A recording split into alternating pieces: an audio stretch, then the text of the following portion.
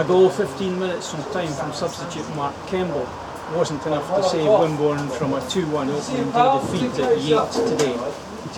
Yate were 1-0 up at the interval through a 12-minute strike from Joe Chandler, and they doubled their advantage on 56 minutes when Lewis Haldane got on the end of a long ball and fired the ball past Jason Harville. Mark Kemble's strike on 75 minutes was the cue for all-out Wimborne pressure over the last 15 minutes, but it wasn't enough, and Yate were probably worthy winners. Steve Cuss played a 4-4-2 formation with Scott Arnold and Luke Whitley at fullback, Sean Bryan and Adam Costello in the middle of defence, and in midfield we had John Blake, Jamie Davidson, George Webb and Ollie Phillips and Masters coming in for Mickey Hubbard. Up front we had the signings from Bashley in the post-season, Mark Gamble and James Stokely.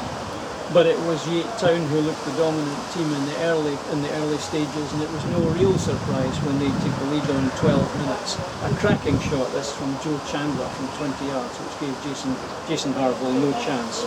Wimborne got to the interval, still only 1-0 down, but there were some who would say they were a bit fortunate. Yate had another goal chopped off for offside and came close on a number of occasions.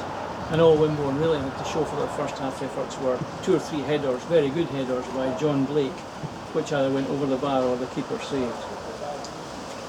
Second half, Yate picked up pretty much where they'd left off in the first half, and they got what seemed to be the key goal 11 minutes after the break.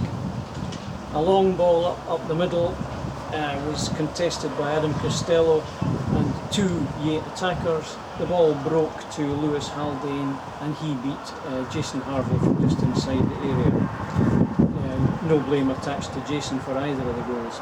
This prompted manager Steve Cuss just after the hour to bring on Mark Kemble, Mickey Hubbard and Sam Griffin for Luke Whitley, Ollie Phillips and Masters and James Stokely.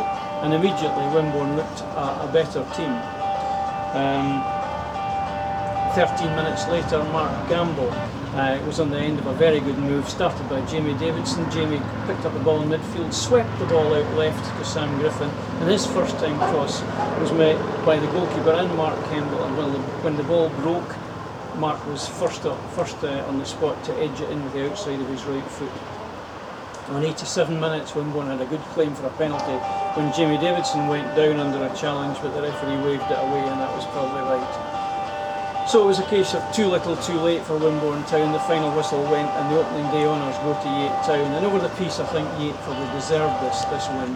They looked a good team, and Wimborne took far too long to get going. They looked a bit sluggish in the first half, and it wasn't until those substitutions came on just after there that they looked like the team that we know they can be. Standout players for Wimborne, well, Jason Harville did absolutely nothing wrong. Jamie Davidson, I thought, looked dangerous every time he got the ball, and Mark Kemble tried his heart out. Mark Gamble tried his heart out. Matt Kemble looked to continue his pre-season form when he came in, and he must be giving Steve Cuss a headache for Tuesday night's game against Godalming Town. I would think Matt will be disappointed if he doesn't get a start. Sam Griffin, when he came on, also looked good. But there it is, Yate Town 2, Wimborne Town 1. Next up for the Magpies at home, first home game of the season, Godalming Town on Tuesday night.